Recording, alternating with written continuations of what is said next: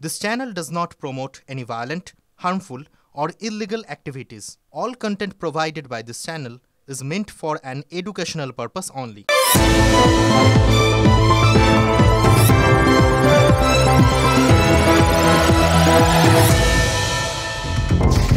Yevgeny Prigozhin ছিলেন পুতিনের ডান হাত। বিশ্ব রাজনীতি চিনত এক ডাকে। ছিলেন রুশ প্রেসিডেন্টের পাচক। খুলে ফেলেছিলেন রেস্তোরাঁ। পুতিনের উৎসাহে গড়েছিলেন ভাড়াটে সেনাদল ওয়াগনার। এই ভাড়াটে সেনাবাহিনী রাশিয়ার হয়ে লড়েছে ইউক্রেনের বিরুদ্ধে। আবার বন্দুকের নল ঘুরেছে উল্টো দিকেও। ক্রেমলিনের বিরুদ্ধে বিদ্রোহ করে ওয়াগনার। প্রিগোজিন আর পুতিনের সম্পর্কে ফাটল ধরে। প্রিগোজিনের অভিযোগ ছিল রুশ সেনার বিরুদ্ধে, ছিল ভাড়াটে বাহিনীর ওপর হামলার অভিযোগ। Putin প্রমাদ Gonen. প্রিগোজিনের রহস্য মৃত্যু হয়। ওয়াগনার এখনও যুদ্ধের ময়দানে আছে। ভাড়াটে বাহিনী টাকা পেলেই যুদ্ধে লড়ে। ভাড়াটে সেনা কি শুধু রাশিয়ায়? সন্দেশখালিতেও কি ভাড়াটে বাহিনী? সাজানো গোছানো একটা লড়াই চলছে সন্দেশখালিতে। লড়াই, ভাড়াটে সেনা, এই শব্দগুলোর সঙ্গে আমরা খুব বেশি পরিচিত কি ওই যখন রাশিয়া নিয়ে যখন কথা হয় তখন মাঝে মধ্যে আমরা শুনতে পাই। কিন্তু তা বাদ দিয়ে নর্মালি আমরা বাঙালিরা আমরা ভাড়াটে বলতে তো ওই বাড়ির ভাড়াটেকেই বুঝি। কিন্তু ভাড়াটে তারা কি কখনো আপন হয় না? তা সে বাড়ির ভাড়াটেই হোক বা এই সেনা। এই যে দেখলেন তো প্রিগোজিন বা তার ওই ওয়াগনার বাহিনী, তারা যে রাশিয়া ভাড়া করেছিল, যে রাশিয়া তৈরি করেছিল, পয়সা দিয়েছিল, তাদের বিরুদ্ধেই লড়ে গেছে। বিশ্বাস করা যায় না। পেশাদার একদল ভাড়াটে, তাদের পর্যন্ত বিশ্বাস করা যায় না। কিন্তু যদি প্রতিবাদের জন্য ভাড়া করা লোক বা ভাড়াটে প্রতিবাদী হয়, এটাও আমরা আগে জানতাম না, ইদানিং জেনেছি। ওই তৃণমূল শেখালো বলে। দ্বিতীয় দফার ভোটের পর থেকেই যখন ওই একটার পর একটা সামনে ভাইরাল ভিডিওগুলো চলে আসছিল, তিনটে ভাইরাল ভিডিও এসছে। আর তারপরেই তৃণমূল দাবি করছে যে ওই ভোটের বাজারে এই ভাইরাল ভিডিওগুলোই হচ্ছে বেদ।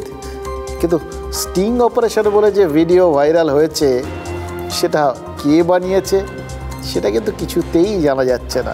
ভাইরাল ভিডিওর নেপথ্য কারিগর নেপথ্যেই আছেন। দেখুন, এরকম প্রচার বিমুখ মানুষ কিন্তু চট করে দেখা যায় না, জানেন তো।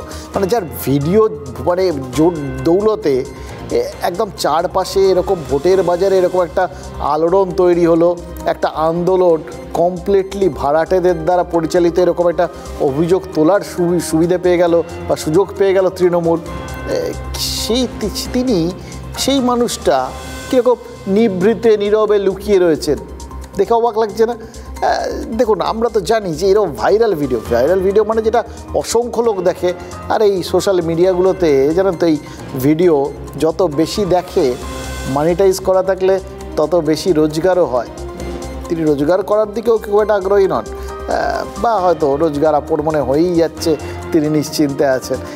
কিন্তু তার সঙ্গে সঙ্গে যে যশ রোজগারটা হওয়ার ব্যাপারটা, সেটা তাকে নিয়ে তো জয় জয়কার পড়ে যাওয়ার কথা। এত বড় একটা সত্য সামনে এনে দিয়েছেন শাসক দলের জন্য, মাথায় তুলে নাচবে মশাই সবাই তাকে। কিন্তু পেলে তো তাকেই খুঁজে পাওয়া যাচ্ছে না। সে যাই হোক, ভিডিওর কারিগরকে নিয়ে না হয় আমরা বেশি কথা না বলি, তিনি তার মতো করে থাকুক নিশ্চিন্তে। হইচই ফেলে দিয়েছে, সেই দূর থেকে বসে পাঁচিলের ওপরে বসে মজা দেখুন। আমরা ওই ভিডিওটা নিয়ে বরঞ্চ ভাবি। এই যে ভিডিওগুলোর ভিত্তিতে মামলা রুজু হয়ে গেল, তাতে আমি আপনি অবাক হতে পারি, বিজেপি প্রশ্ন তুলতে পারে, কিন্তু তৃণমূল কর্মীরা যুক্তি পেশ করতেই পারেন। তারা বলতেই পারেন, বেদ কে লিখেছে তা কেউ জানে নাকি? তবু বেদকে ধর্মগ্রন্থ বলে মানুষ মানে। বৈদিক মন্ত্র প্রয়ে বিয়ে শাদী সব কিছু হয়, তাহলে ভাইরাল ভিডিওকেও বেদ হিসেবে মেনে নিতে অসুবিধে কোথায়? সেই বেদজ্ঞানেই সম্ভবত মামলাটা হয়েছে, জানেন তো। এই যে বিজেপি নেত্রী পিয়ালি দাসের বিরুদ্ধে সন্দেশখালী থানায় অভিযোগ দায়ের করেছেন এক মহিলা। তাকে দিয়ে নাকি সাদা কাগজে সই টই করিয়ে তার মধ্যে ধর্ষণের অভিযোগ লিখে নেওয়া হয়েছিল, এরকম বয়ান আর কি। তো পিয়ালি আদালতে আত্মসমর্পণ করে জামিন চেয়েছিলেন।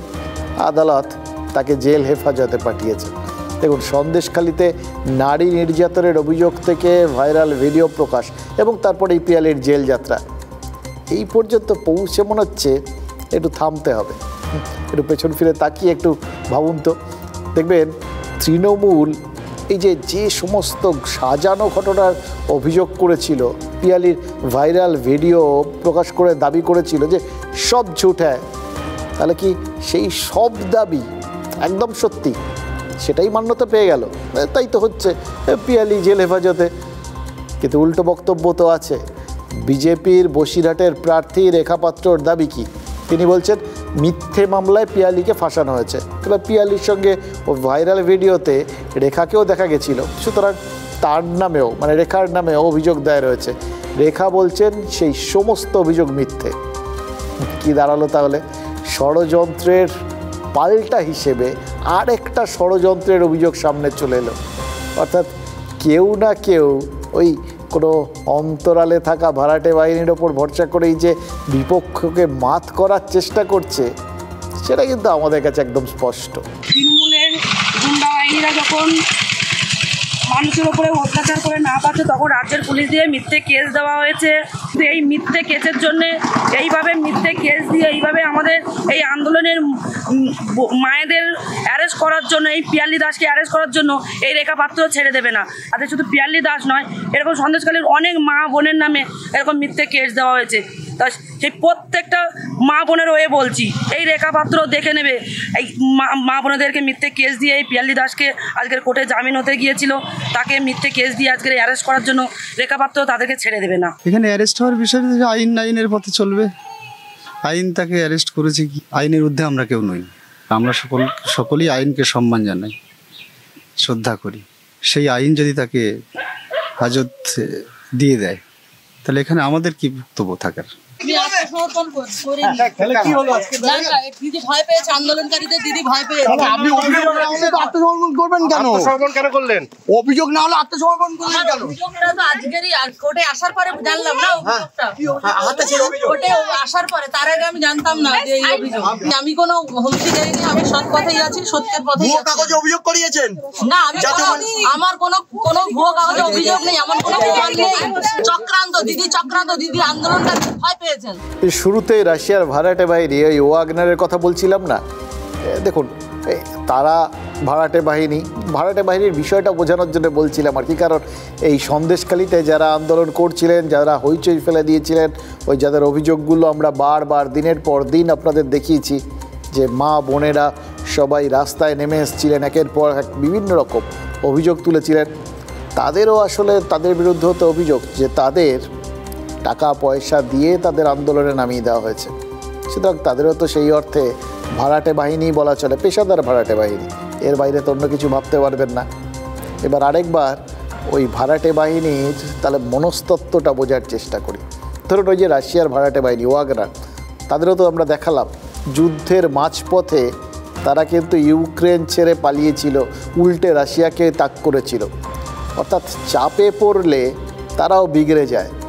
সেখানে সন্দেশখালি, সেখানকার ভাড়াটে বাহিনীর মনস্তত্ত্বটা একবার দেখুন তো। ওইখানে মানে রাশিয়ায় তারা কিন্তু একদম চরম পেশাদার, তাদের কাজটাই এটা, যুদ্ধ করে, লড়াই করে, মানুষ মারে বা নিজেরা মরতে রাজি থাকে, তাই জন্য পেমেন্ট পায়। এখানে সন্দেশখালিতে যে ভাড়াটে বাহিনী বিজেপির হয়ে এই আন্দোলন ষড়যন্ত্র করেছে বলে তৃণমূল বলছে, সেই ভাড়াটে বাহিনী কত উঁচু দরের ভাড়াটে বলুন তো। মানে রোববার তৃণমূল বিধায়ক আর নেতাদের ঘিরে সন্দেশখালিতে বিক্ষোভ হয়েছিল, সেই অভিযোগ পুলিশ ধরপাকড় শুরু করেছিল, পুলিশ কয়েকজনকে আটক করেছিল।